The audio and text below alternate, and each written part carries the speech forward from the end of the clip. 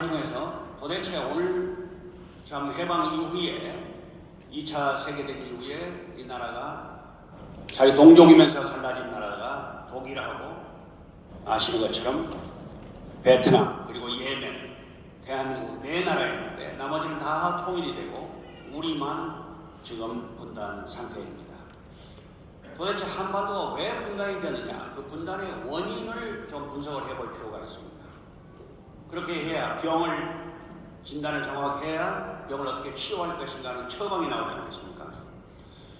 그 이후에 분단 이후에 오늘날까지 한국, 남한과 북한은 어떤 길을 걸어왔고 현재 이 시점에 남북한의 그 현재 그 스테이터스가 상황이 어떤 입장인가 하는 문제입니다. 또 앞으로 전향적으로 통일을 위해서 가게 하기 위한 우리의 그 내부적인 기반, 우리가 어떤 평화 통일론을 지향해야 될 것인가, 이 시점에 나는 무엇을 해야 할 것인가 하는 문제까지를 짚어보도록 하겠습니다. 제가 여러 군데 강연을 많이 해봤습니다만 오늘 이렇게 여수 우리 여기 디오션 리조트처럼 이렇게 아주 그냥 디지털로 가장 첨단화하게 아주 선명한 스크린으로 준비된 곳은 아마 여기가 최고인 것 같습니다. 우리 여기 부사장님 계신데 우리 박수 한번 해드릴까요? 대단히 고맙습니다. 사실 콘텐츠도 중요하지만 지금은 전달하기 위해서는 이런 그 매개 역할을 해줄 수 있는 그런 그 테크닉이 굉장히 중요하거든요. 네. 우리가 1945년 8월 15일 날 36년간의 일제하에 있다가 해방을 받았습니다. 우리 해방이라고도 하고 광복이라고도 요새 새로 말들이 논의가 되고 있습니다만 어찌됐든 간에 우리는 주권을 상실했다가 다시 이제 회복하는 과정에 2차 대전의 종료가 큰 기여를 해주었습니다. 결국은 우리의 힘에 의해서 우리가 광복이 온 게 아니고 대전 종료와 더불어서 강대국들의 협의하에서 오게 된 것이죠. 근데 1945년 8월 15일은 사실은 굉장히 갑자기 다가왔습니다. 그러면 세계 제1차 대전이 있었고 2차 대전이 1939년에 시작해서 45년까지 6년간이었잖아요.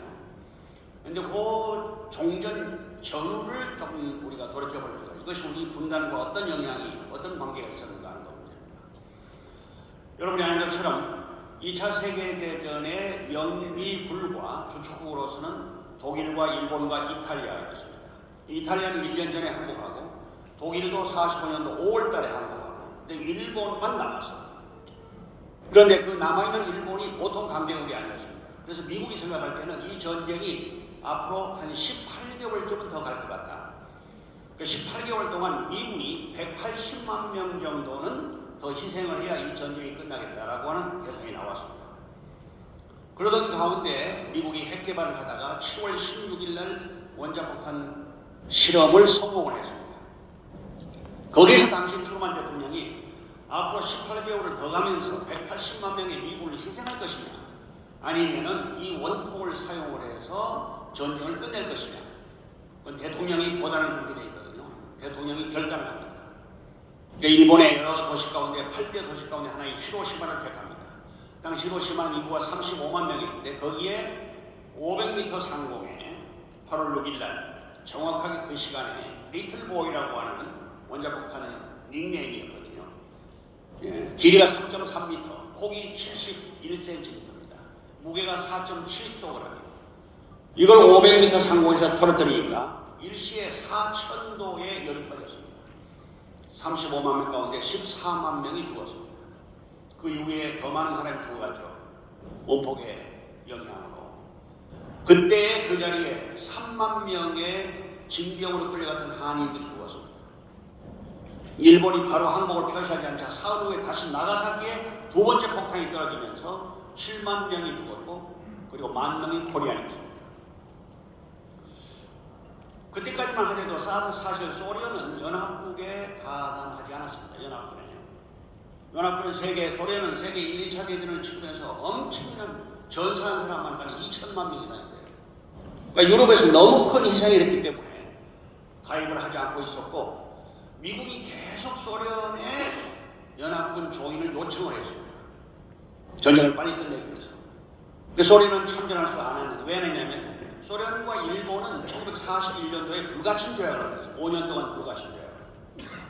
그 다음에 계속 그래서 참전을 하지 않고 있다가 이제 원폭이 떨어지는 걸 보고 더 이상 기회를 늦춰서는 안 되겠다라고 바로 8월 8일 날 일방적인 선언을 하고 국제조약을 파기한 거죠. 그리고 영시를 위해서 소련이 만주 쪽에 있는 관동부를 공격하고 있습니다. 제가 얼마 전에 여기 지금 지난주에 우리 UPF 지도자들하고 갔다 왔습니다만 이 관동군이 일본이 왜 18개월을 전쟁이 더 간다고 미국이 판단했냐면 일본의 가장 강력한 주력 국가가 요 지금 길림성 지방이거든요. 여순에서부터 여순에가 바로 관동군 사령 본부가 있었습니다. 이번에 그 본부를 방문하고 왔거든요. 그 지역을. 거기에 100만 명이 있어요. 100만. 이 100만 명 정예부대가 사실은 만주국이 우리나라의 한 2배 정도 돼요. 옛날에 사실 고구려였다면 이거 다 찾아와야 된다는 겁니다. 여기에 중국과 러시아 쪽으로 확장하기 위한 주력부대 때문에 도저히 이 전쟁이 쉽게 끝난다고 안 본 거예요. 그런데 그건 미국의 정세 판단의 미스였습니다. 벌써 관동군은 한 30만 명 정도가 남한을 했고 상당히 사기가 저하된 상태에 소련이 일방적으로 관동군으로 뚫고 들어갔어요. 거의 저항이 없이 관동군을 뚫고 길림성 쪽으로 해서 북한 쪽으로 들어오는 게 8월 초입니다. 언제나 전쟁이 일어나고 있으면 전쟁 배후에는 지금도 우크라이나와 러시아가 그렇고 이스라엘과 팔레스타인이 있습니다만 항상 막후에는 휴전 협상이 벌어집니다. 한국전도 마찬가지입니다.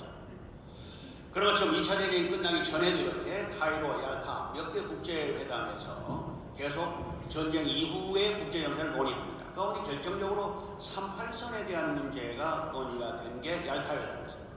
이 세 명의 지도자들이 논의를 했습니다. 그리고 이제 일본이 8월 15일 날 항복을 해야 했습니다. 이 항복 의사를 미리 표명을 해왔습니다. 8월 10일 날. 이게 8월 8일 날 원자폭탄 두 번째가 떨어지면서 바로 일본이 더 이상은 우리를 공격하지 말아달라. 만약에 일본이 항복을 하지 않았지만 이건 동경으로 갈 뻔했어요. 그래서 미국이 멈추는 동안에 이미 소련이 일방적으로 참전 선언을 하고 이제 만주를 거쳐서 북쪽까지 들어오게 되거든요. 그 당시에 미국은 주력 부대가 필리핀에 있었습니다. 그리고 오키나와에 있었고, 태평양 건너 본부가 있는 것이죠. 그러니까 와싱턴에서 바라보니까 이게 정세가 대단히 걱정이 되거든요. 왜냐하면 소련이 진출을 하게 되니까. 그래서 일본이 항복을 하면 그 항복을 국제조약에 의해서 무장해제를 해야 됩니다. 항복을 받아줘야 되니까. 그래서 그 항복을 받아주는 무장해제 라인을 제안한 게 38도선인 것입니다. 대통령 지시에 의해서 당시에 두 명의 육군 대령, 본스텔과 러스크라반 두 대령이 30분 만에 끈 게 이 38선이에요. 그래서 이 38선을 그어서 소련에 통보를 해가지고 이 382부까지만 무장해제를 받아라. 남쪽은 오지 마라. 우리가 가겠다. 이렇게 해서 미군이 들어온 건 8월 9월 달에 9월 8일 날 들어옵니다. 완전히 남쪽은 부재 상태입니다. 북쪽은 완전히 이미 8월 중순경에 평양까지 들어오게 됩니다. 이렇게 해서 결국은 나중에 북쪽과 남쪽이 나누어지게 되는 결정적인 요인이 되는 것입니다. 그리고 북쪽은 소련이 들어가면서 이미 소련의 스탈린은 아주 자기 에이전트를 세웠어요. 그 사람이 이 스티코프라고 하는 젊은 사람이거든요. 이 사람이 소련의 특명 정권 대사로 완전히 스탈린의 지시를 받으면서 북한을 점령 계획을 세웁니다. 점령 계획. 그러니까 북한 땅에 들어가면서 단순히 그냥 일본의 무장 해제만이 아니라 공식적으로 이미 러시아는 1917년의 볼셰비키 혁명에 의해서 공산주의 사회주의가 처음 드러났거든요. 그리고 국가라는 형태로 나타난 건 1922년 지금 소비에트 유니온입니다. 그러니까 한 20여 년 이상을 사회주의, 공산주의, 유물사관, 그리고 참 공산주의의 기본적인 그 이론을 적용한 국가를 운영해봤던 거예요. 그래 그 사회주의 이론을 그대로 북한 땅에 국가로 성립을 시키는 일을 시작한 것입니다. 그 막후에 스탈린이 지휘를 하고 앞에 행동에 나선 사람이 스티코프거든요. 그래서 46년 2월 8일, 그러니까 1년도 안 돼서 북조선 임시인민노래를 만듭니다.